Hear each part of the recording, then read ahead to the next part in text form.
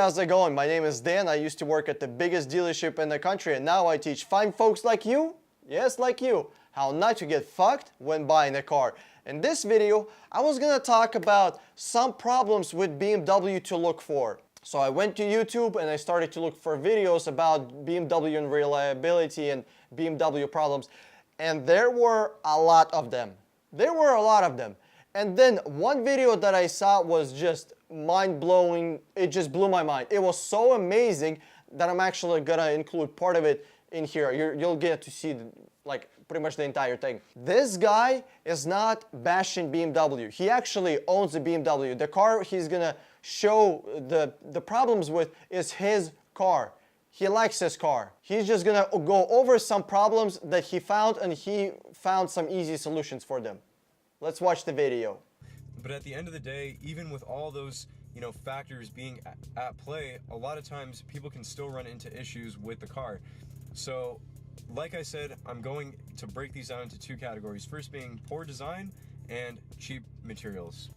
Alright guys, so let's take a look under the hood of my car specifically, which is a 2007 BMW 335i with the N54 engine. Now, to start, I'm going to be talking about the poor design aspects of these BMWs in general. And like I said, I'm not hating on this car. I just want to, from what I've seen, I've noticed a lot of things that could have been designed better overall in the car, and this is just coming from someone who's seeing this from an outside perspective. First off is the amount of heat that this engine produces. Now yes, it's a twin-turbo inline-six, it's bound to produce a lot of heat, and there's nothing wrong with that. The issue, however, with a lot of things is the fact that, first off, you have the intakes right here. The intake location is right next to the right side of the engine, the very hot side of the engine. So the air gets really hot as it enters the engine. Not only do you lose performance, but it also causes more heat on the engine. In addition to that, the 07 models of the 335i do not have a sufficiently sized oil cooler, and some models don't even come with an oil cooler. Additionally, you can't see it, but the intercooler is not sufficient as well for, cooling down the incoming air charges, that are from the intakes and that are going to be fed into the turbos. The intercooler gets heat soaked, the intakes get heat soaked. Heat is a really big issue on this car, and because of the immense heat that is produced by this engine, it is a very high performance engine. It's an amazing motor, it produces a ton of power, but with that comes a lot of downsides, especially with the heat. Now, this kind of brings me into BMW using cheap materials. Now, for example, let's take a look at this. The coolant expansion tank. If you guys follow my channel, I just replaced this coolant expansion tank with a brand new one. But guys, it's made of a really cheap plastic, and not only that, the tank itself is sealed into two pieces right here. And at this point where it's sort of glued together or sealed together, that's a weak spot of the coolant expansion tank, and that's exactly where my coolant was leaking from on my car. As you guys can see, this isn't one piece. Right here, it connects down to the base of the coolant expansion tank, and that area is prone to cracking and leaking. In addition, let's take a look at some of the other things.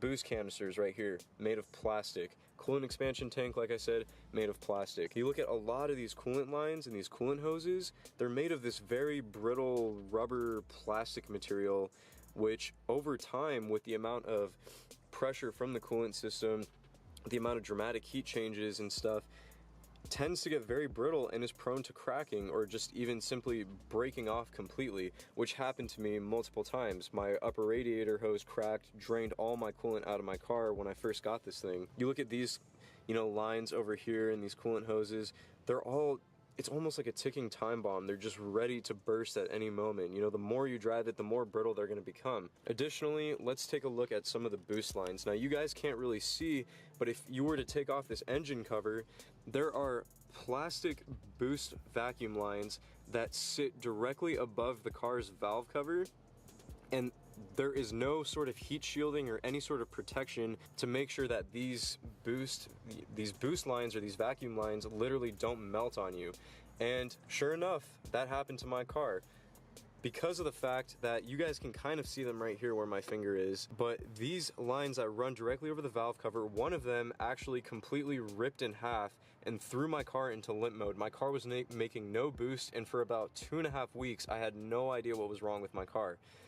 Turns out I took off the engine cover, and I found out that to be the culprit, and I was just in dismay at the fact that how can BMW run these cheap plastic vacuum lines over one of the hottest parts of the engine and not put any sort of, you know, better material or shielding to protect it from the heat.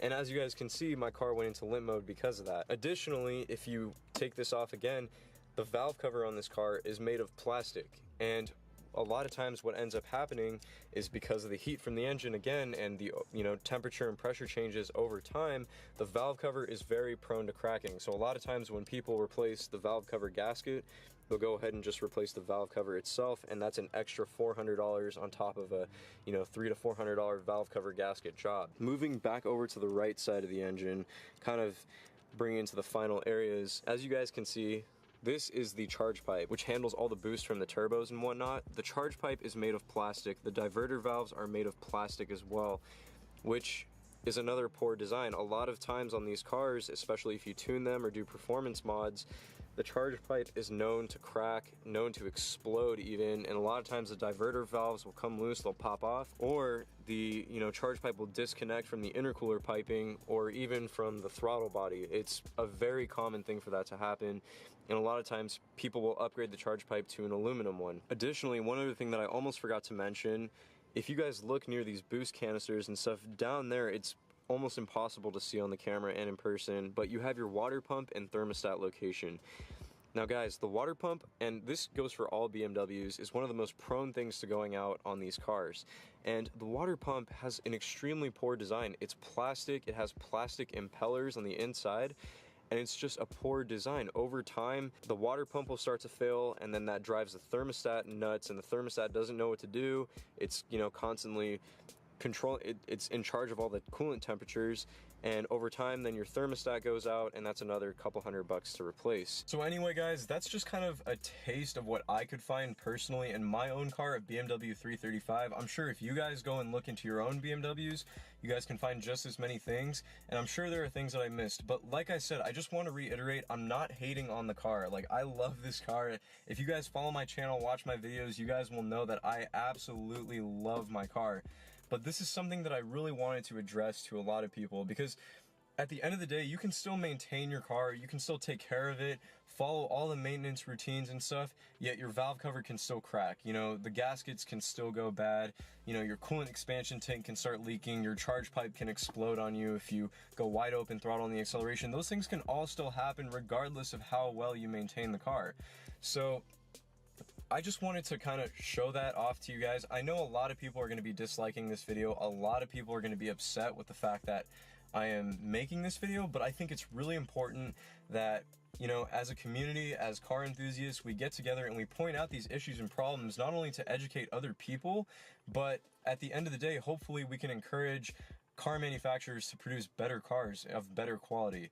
So that's kind of the goal of this video, you guys. Now, he didn't say fuck BMW. He didn't say BMW was shit. He has 40% dislike on his video. 40% of people that watch this video disliked it.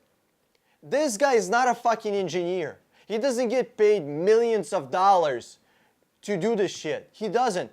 And he found problems and solutions in like 5 minutes of video. Shit hoses, change the hose. Shit place to put the fucking air intake, make the better place to put the air intake. All cars, regular performance cars, I'm not talking about $70,000, $100,000. I'm just talking about they're just cars that have air intake, just $40,000, $30,000 performance cars, have air intakes in the front of the car, where cool air will come from the outside into the air intake, because cool air is denser, it's going to get inside the engine, it's going to have better combustion and better performance. BMW, which you saw in that video, put air intakes right next to the fucking engine in the back of the engine compartment, not to the front where it's supposed to be. How come this 25-year-old dude can figure this shit out, not an engineer, but BMW engineers couldn't figure that shit out? How come he sees at the hoses and he says, that's a shitty hose, we need to put a better hose here? This hose here needs to be aluminum. In fact, all this shit needs to be aluminum because it's next to the hot engine. Why is this a problem? He said that some BMW cars don't have an oil cooler. Are you on drugs? What the fuck? You have a performance car that doesn't have an oil cooler? Are you retarded, BMW? He didn't call you retarded. I'm calling you retarded. And I stand 100% behind what I say. 100%. BMW, if this dude right here can figure this out, how come you didn't figure this out? And I read some comments below, and one comment really stood out. Actually, two comments. First one was because the car is made in America. It's, it doesn't have the same quality. We're not talking about build quality. We're not talking about shit falling off the car. We're talking about parts breaking. A hose is a part. That's a fucking part. A reservoir that holds fluid, that's a part. That shit is breaking. We're not talking about how it was installed. German engineers, I can't even fucking call them engineers, they're fucking monkeys.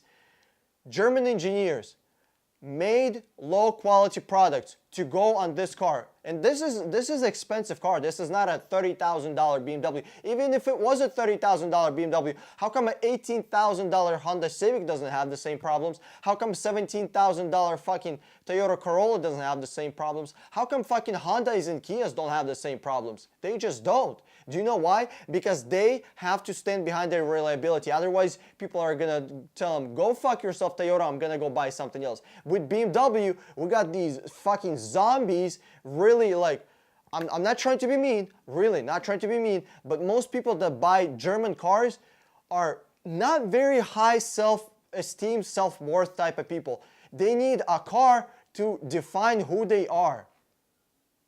Dude, do you know how many fucking billionaires that drive shit cars? Go to YouTube, go to Google, and look how many rich people live simple lifestyle. Do you know why? Because they need a fucking wheelbarrow for their balls.